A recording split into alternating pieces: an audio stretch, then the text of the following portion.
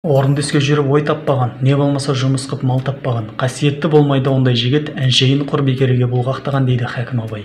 Мен бұл сөзді қаржылық сауаты жоқ жастарға арнаймын. Кейбіреулер айфонның соңғы үлгісін несиеге болсын алып жатады. Бұл надандық дер едім. Айфон саған не береді? Айфонның бағасы удай қымбат. 600 мыңнан бастап 1 миллионға дейін барады. Одан да ноутбук сатып ал. Тіпті ноутбук айфоннан да арзан. Сөйтте ютубты ашып білім ал да кәсіп қыл. Міне қара. IT саласына қатысты бейне сабақтар бар. Үйде отырып бағдарламалауды, мобильді қосымшаларды жасауды, код жазуды меңгеруге болады. Photoshop, After Effects, Motion Design, 2D, 3D графикаға дейін тегін сабақтар толып жатыр. Менің қолымнан келді, демек сенің де қолыңнан келеді. Міне, мынаны мен үйде отырып жасадым.